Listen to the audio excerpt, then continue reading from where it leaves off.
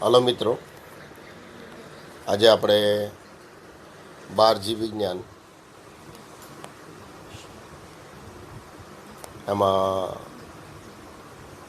પ્રકરણ નંબર 4 પ્રાજનનિક સ્વાસ્થ્ય.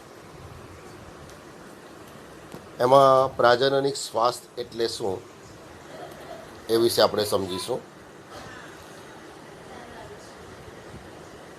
આપણે જોયું કે સમાજમાં વસતી દરેક પ્રત્યેક વ્યક્તિઓ શારીરિક અને ક્રિયાત્મક રીતે પ્રજનન અંગો ધરાવે છે. તો જ્યારે આપણે પ્રાજનનિક શ્વાસ શબ્દનો ઉપયોગ કરીએ છીએ ત્યારે એનો અર્થ સ્વસ્થ પ્રજનન અંગો તેમજ સામાન્ય કાર્યો એમ કરી શકાય છે. અને વિશાળ એનો અર્થ લઈએ તો શારીરિક સ્વાસ્થ્ય એમાં વર્તણૂક, ભાવાત્મક અને સામાજિક પાસાઓનો પણ તેમાં સમાવેશ થાય છે. તો સજીવોની વર્તણૂક એ વ્યક્તિને ભાવાત્મક પાસા અને સામાજિક પાસાઓને સાંકળી પ્રાજનિક સ્વાસ્થ્યની વ્યાખ્યા કરવામાં આવે છે. તો આ રીતે શારીરિક અને ક્રિયાત્મક રીતે સામાન્ય પ્રજનન અંગો ધરાવતી વ્યક્તિઓ વચ્ચે જોવા મળતી સામાન્ય લાગણીસભર અને વર્તણૂકલક્ષી આંતરક્રિયાઓ એને પ્રાજનનિક સ્વાસ્થ્ય તરીકે ઓળખવામાં આવે છે.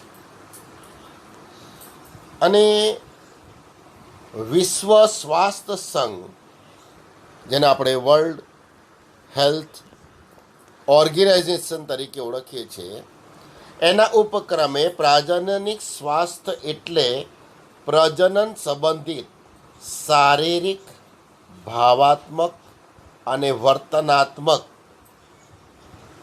અને સામાજિક સંપૂર્ણ સુખાકારી. તો આ પ્રાજનિક શ્વાસનો આ રીતે વિશાળ અર્થ આપણે લઈ શકીએ.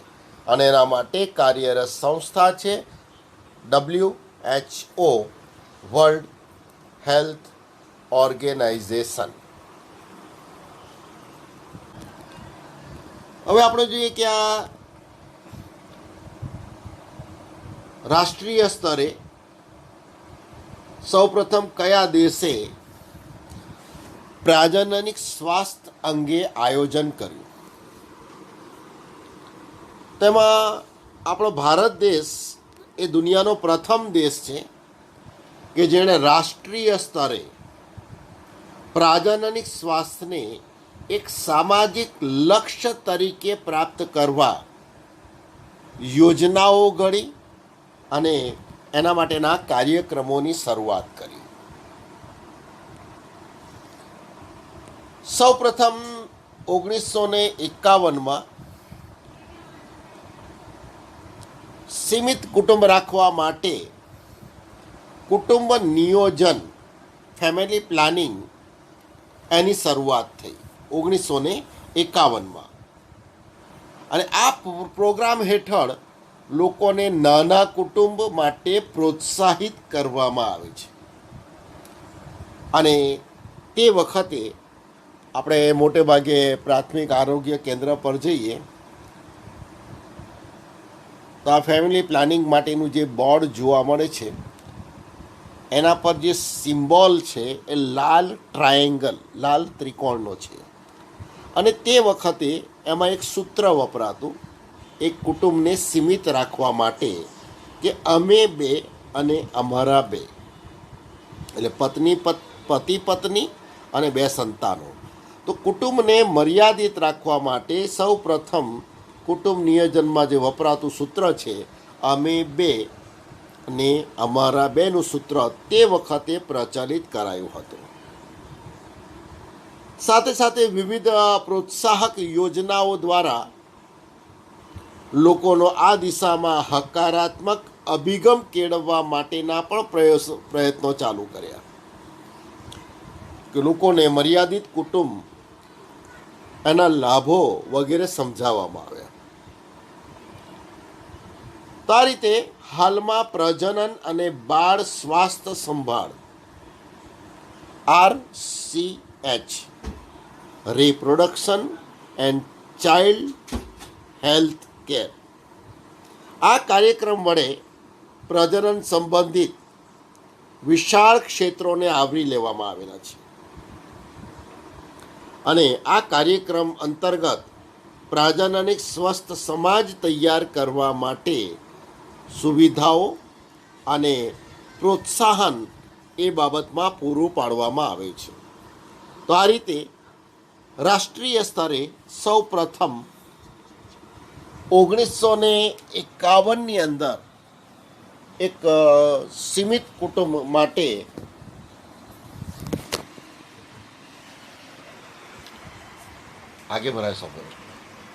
સીમિત કુટુંબ માટે ભારતે સૌ પ્રથમ એની શરૂઆત કરેલી અને અમે બે ને અમારા બેનું સૂત્ર તે વખતે પ્રચલિત કરેલું હતું.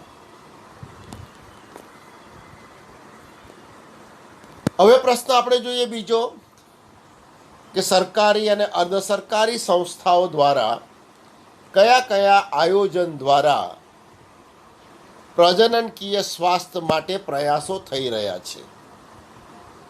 આ પણ પ્રશ્ન તરીકે 2 થી 3 માર્કમાં પૂછાશે. તો સરકારી અને જે બિન સરકારી સંસ્થાઓ છે એના દ્વારા દ્રશ્ય શ્રાવ્ય છાપકામ કે પ્રચાર પ્રસાર માધ્યમ પ્રિન્ટ મીડિયા એની મદદથી લોકોમાં પ્રજનન સંબંધિત પાસાઓ અંગેની જાગૃતિ લાવવા માટે પ્રયાસો કરે છે. તો ઘણી બધી સરકારી સંસ્થાઓ દ્વારા પણ એના માટે છાપાઓમાં જાહેરાત આવે છે, પેપરોમાં, પ્રચાર પ્રસાર માધ્યમો આપણે ટીવી પર પણ એના માટેની જાહેરાતો પહેલાં ઘણી બધી જોતા. સરકારી પ્રાથમિક આરોગ્ય કેન્દ્રો ત્યાં પણ એના માટેના મોટા હોર્ડિંગ્સ લાગેલા હોય છે, બોર્ડ લાગેલા હોય છે અને લોકોમાં એ માટે જાગૃતિ લાવવા માટે પ્રયાસ કરવામાં આવે છે. સરકાર અને અર્ધ સરકારી સંસ્થાઓ એ તો એમાં પ્રોત્સાહન આપે જ છે, પણ સાથે સાથે માતા પિતા, નજીકના સગા સંબંધીઓ, શાળાઓમાં શિક્ષકો અને મિત્રોનું યોગદાન પણ એમાં ખૂબ મહત્ત્વનું છે. માતા પિતા પણ પોતાના બાળકોને એ માટેનું જ્ઞાન આપી શકે. કોઈ નજીકના સગા પાસેથી પણ આપણે જ્ઞાન પ્રાપ્ત કરી શકીએ. શાળાઓમાં શિક્ષણમાં શિક્ષકો પાસે પણ આપણે આવી માહિતી મેળવી શકીએ અને મિત્રો પણ એનું પણ મહત્ત્વનું એમાં યોગદાન છે. અને આ માટે યુવાઓમાં જાગૃતતા કેળવાય એ માટે શાળાઓમાં પણ જાતીય શિક્ષણની શરૂઆત થવી જોઈએ કે જેથી યુવા વર્ગ પણ એ માટે સાચી અને યોગ્ય માહિતી મેળવી શકે અને એ માહિતીથી એ જાણકાર બને. એ ઉપરાંત જે બાળકોમાં જાતીયતા સંબંધિત વિવિધ પાસાઓ અંગેની જાણકારી પ્રાપ્ત કરી ગેરસમજથી એ દૂર રહે એ પણ જરૂરી બને છે. લોકો પ્રજનન અંગો અંગે જાણતા થાય.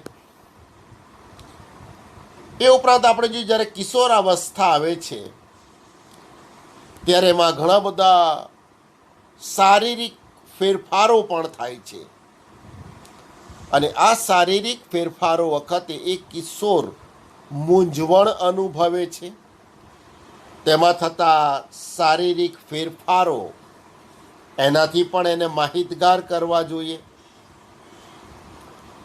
સુરક્ષિત જાતીય વ્યવહાર એના માટે પણ એને યોગ્ય સમજ આપવી જોઈએ અને જાતીય સંક્રમિત રોગો સેક્સ્યુઅલ ટ્રાન્સમિટેડ ડિસીઝ એના કયા કયા રોગો આનાથી થઈ શકે એની પણ માહિતગાર બને, એની પણ એને માહિતી મળે.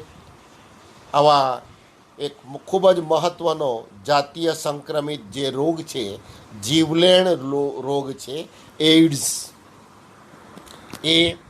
AIDS, મોટે ભાગે જાતીય સમાગમ દ્વારા એ વધુ ફેલાય છે.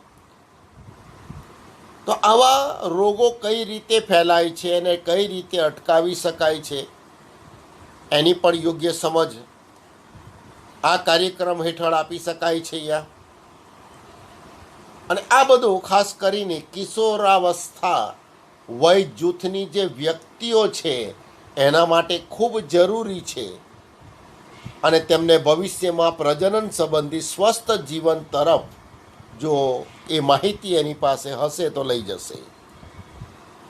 જો એ માહિતીનો અભાવ હશે તો જાતીય સંક્રમિત રોગો એને થઈ શકે. અને એનાથી જો એ માહિતગાર હશે તો એનાથી સરળતાથી બચી શકે અને સ્વસ્થ જે પ્રજનન સંબંધી જીવન તરફ એ આગળ વધી શકે. એ ઉપરાંત જે નવપરિણીત યુગલો છે એમાં લગ્નની વયજૂથ ધરાવતી વ્યક્તિઓને જન્મ નિયંત્રણ વિકલ્પો કે બે સંતાનો વચ્ચે અંતર કઈ રીતે જરૂરી છે, બે સંતાનોના કયા લાભો છે વગેરે સમજાવી શકાય. ગર્ભવતી માતા એ ગર્ભવતી બને પછી કઈ કઈ બાબતની કાળજી રાખવી જોઈએ. પ્રસવ બાદ શિશુને માતાએ કઈ કાળજી રાખવી જોઈએ. કેટલીક વખત ગર્ભવતી માતાને પ્રસવ અંગેની પૂરી જાણકારી હોતી નથી અને એને કારણે કેટલીક વખત આપણે જોઈએ કે પ્રસવ દરમિયાન માતાનું મૃત્યુ થાય અથવા બાળકનું મૃત્યુ થાય અથવા માતા અને બાળક બંનેનું પણ મૃત્યુ થઈ શકે. તે અંગેનું એને જ્ઞાન આપવું તે વખતે જરૂરી છે. પ્રસવ બાદ શિશુનો ઉછેર કઈ રીતે કરવો, એને ખાસ કરીને પ્રસવ બાદ શિશુને જે ખોરાક છે એ માતાનું દૂધ છે. તો જન્મ બાદ એને કેટલા સમય સુધી એ બાળકને સ્તનપાન કરાવવું જોઈએ. અને બીજું કે પ્રસવ બાદ સ્તન ગ્રંથિઓમાંથી જે દૂધનો સ્ત્રાવ થાય છે એને નવસ્તન્ય તરીકે ઓળખવામાં આવે છે અને એમાં ઘણા બધા એન્ટીબોડી હોય છે. તો એના દ્વારા બાળકને એન્ટીબોડી પણ પ્રાપ્ત થાય છે, એની રોગ પ્રતિકાર ક્ષમતામાં પણ વધારો થાય છે. તો માતા બાળકને વધુ લાંબા સમય સુધી સ્તનપાન કરાવે એ બાબતે એને સમજાવવું જોઈએ. અને બીજું, સમાજમાં જે ખોટી માન્યતા છે કે સંતાનમાં તો છોકરો જ જોઈએ, પણ છોકરો અને છોકરી એને સમાન તક મળવી જોઈએ એ માટે એને શિક્ષિત કરવામાં આવે. આ બધી બાબતની જે જાણકારી છે એ સરકારી બિન સરકારી સંસ્થાઓ દ્વારા મેળવી શકાય છે. નજીકના સગાઓ દ્વારા માતા પિતા પાસેથી આવી જાણકારી આપણે લઈ શકીએ છીએ. સ્કૂલમાં અભ્યાસક્રમમાં શિક્ષકો પાસેથી પણ આવી માહિતી આપણે લઈ શકીએ છીએ, માહિતગાર બની શકીએ અને આપણા સમવયસ્ક મિત્રોનો પણ એમાં સહકાર લઈ શકીએ. તો એના દ્વારા આપણે જે અનિયંત્રિત વસ્તી વૃદ્ધિની જે સમસ્યા છે એનો પણ ઉકેલ આવી શકે. વસ્તી નિયંત્રિત રહે અને કોઈ પણ દેશ એની સુખાકારી અને આબાદી એનો આધાર એ દેશની વસ્તી પર છે. કારણ કે આપણે જોઈ ગયા કે કોઈ પણ દેશ પાસે જે દ્રવ્યોનો જથ્થો છે મર્યાદિત છે અને મર્યાદિત જથ્થામાં મર્યાદિત સંખ્યામાં સજીવો જ અસ્તિત્વમાં રહી શકે. જો એના કરતાં વસ્તી વધી જાય તો બધાને પૂરતું ન મળે અને એને કારણે વસ્તી વૃદ્ધિથી અનેક સમસ્યાઓ સર્જાય છે, અનેક સામાજિક દૂષણો એમાં ઉદ્ભવે છે, જાતીય હિંસા એનું પ્રમાણ વધી જાય છે. તો આ બધું ઘટાડવા માટે આ યુવા વર્ગને એમાં જાગૃતતા કેળવી, લોકો તેમાં એને રોકવા માટે કઈ રીતે સક્ષમ બની શકે એ રીતે એક જવાબદાર સમાજની પણ રચના એના દ્વારા થઈ શકે. તો આ રીતે સરકારી અને અર્ધ સરકારી સંસ્થાઓ અને એ ઉપરાંત આપણે માતા પિતા, નજીકના સગા સંબંધીઓ, શિક્ષકો, મિત્રો વગેરે દ્વારા પણ આ કાર્ય આપણે કરી શકીએ. તો આ રીતે વસ્તીને નિયંત્રિત રાખીને આપણે દેશમાં મહત્ત્વનું યોગદાન પણ આપી શકીએ. તો હવે ત્રીજો જે પ્રશ્ન છે એ પ્રજનનિક સ્વાસ્થ્ય મેળવવા માટેની મૂળભૂત જરૂરિયાતો કઈ, અને આ પ્રશ્ન 2 માર્કમાં પૂછાશે. 2 માર્કનો પ્રશ્ન છે. પ્રજનનિક સ્વાસ્થ્ય મેળવવા માટેની મૂળભૂત જરૂરિયાત. તો પ્રજનનિક સ્વાસ્થ્ય પ્રાપ્ત કરવા માટે મૂળભૂત માળખાકીય સુવિધાઓ, વ્યાવસાયિક કુશળતા અને સાધન સામગ્રીની જરૂરિયાત રહે છે. લોકોને જાતીય સંબંધિત સમસ્યાઓ કઈ કઈ છે એની સમજ આપવી જોઈએ, જેવી કે અફળદ્રુપતા. એટલે આપણે જોઈએ કે અફળદ્રુપતા એટલે કેટલાક દંપતીને સંતાનો થતા નથી. અફળદ્રુપતા માટે જવાબદાર કારણો અને એના નિવારણ માટેના ઉપાયો, ગર્ભધારણ, ક્યારે ગર્ભધારણ કરવું જોઈએ, કઈ વયે, અને ગર્ભધારણ વખતે કઈ કઈ બાબતની કાળજી રાખવી જોઈએ. પ્રસૂતિ બાબતમાં પણ ગર્ભવતી સ્ત્રીને યોગ્ય માહિતી પૂરી પાડવી જોઈએ. એસટીડીઝ, જાતીય સંક્રમિત રોગો, સેક્સ્યુઅલ ટ્રાન્સમિટેડ ડિસીઝ, એના માટે પણ એને માહિતગાર કરવા જોઈએ. ગર્ભપાત, ગર્ભ નિરોધકો, ઋતુસ્રાવ સંબંધિત સમસ્યાઓ વગેરે માટે તબીબી સલાહ અને સંભાળ પ્રાપ્ત કરાવવી જરૂરી છે. તો આપણે ગર્ભપાત જોઈએ છીએ. કયા કિસ્સામાં ગર્ભપાત કરાવી શકાય તે પણ આગળ આવશે. અહીંયા આપણે કે ગર્ભ એ બળાત્કારનું પરિણામ હોય તેવા કિસ્સામાં ગર્ભપાત માટે પરવાનગી આપવામાં આવે છે. અને એ ઉપરાંત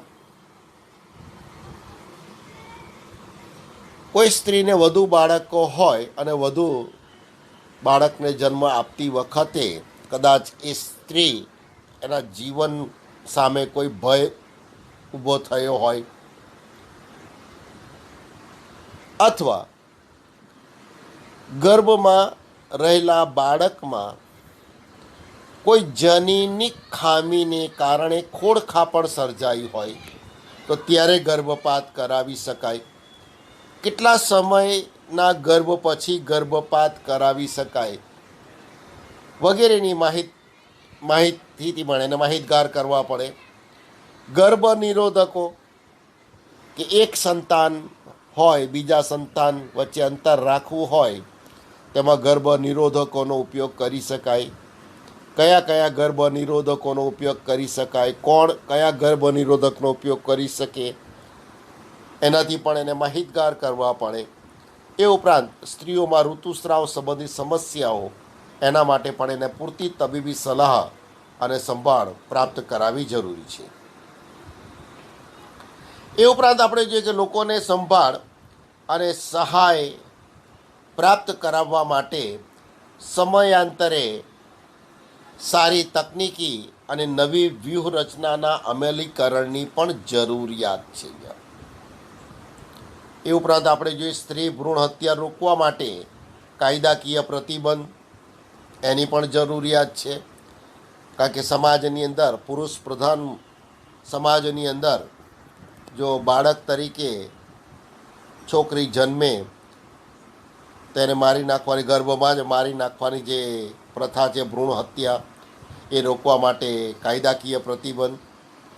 એ ઉપરાંત ગર્ભમાં વિકાસ લઈ રહેલું જે બાળક છે એ કઈ જાતિનું છે એના લિંગ પરીક્ષણ કરવા માટે ઉલ્વ જળ કસોટી અથવા એમનિયોસેન્ટોસિસ પદ્ધતિનો ઉપયોગ કરવામાં આવે છે, એના પર પ્રતિબંધ મૂકવો. ઉલ્વ જળ કસોટી એટલે આપણે જોઈએ કે આ પદ્ધતિમાં ભ્રૂણની ફરતે એક કોથળી નિર્માણ પામે, જેને ઉલ્વ કોથળી કહેવાય, અને ભ્રૂણ આ ઉલ્વ કોથળીના પ્રવાહીમાં તરતું હોય છે. આ પ્રવાહીની અંદર ગર્ભના કેટલાક છૂટાછવાયા કોષો પણ રહેલા હોય છે. તો આ ઉલ્વ પ્રવાહીમાંથી સિરિંજની મદદથી થોડાક પ્રમાણમાં ગર્ભના કોષો લઈ અને દ્રવ્ય પદાર્થોના પૃથક્કરણ માટેને લેવામાં આવે છે અને એનું પૃથક્કરણ કરવામાં આવે છે. આ પૃથક્કરણ સામાન્ય રીતે જનીનિક અનિયમિતતાઓ જેવી કે downs syndrome, sickle cell anaemia અને હિમોફિલિયા એવા જનીનિક રોગોની જાણકારી માટે ખરેખર કરાવવા હોય છે. પણ એના દ્વારા જાતિનું પરીક્ષણ પણ કરી શકાય છે. એટલે જાતિનું પરીક્ષણ કરતાં જો એ બાળક છોકરી હોય તો એમાં ગર્ભપાત દ્વારા ભ્રૂણ હત્યા કરી દેવામાં આવે છે. તો એના પર પણ યોગ્ય સમજ આપીને એના ઉપર પણ પ્રતિબંધ. એ ઉપરાંત બાળ રોગ પ્રતિરક્ષા, રોગ પ્રતિકારક રસી, એના માટે પણ મહત્ત્વપૂર્ણ કાર્યક્રમો એનું આયોજન કરવામાં આવે છે.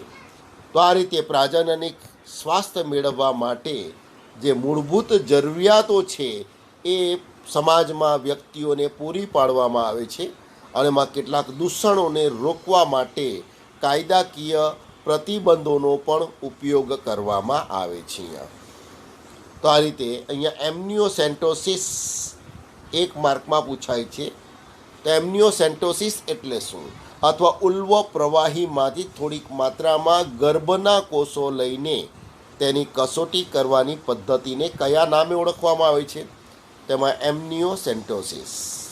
અથવા ગર્ભમાં વિકાસ લઈ રહેલું બાળક આવી કોઈ જનીનિક અનિયમિતતા ધરાવે છે કે નહીં, કઈ કસોટી દ્વારા એની માહિતી મેળવી શકાય છે, તે પણ છે ઉલ્વજળ કસોટી અથવા એમનિયોસેન્ટોસિસ.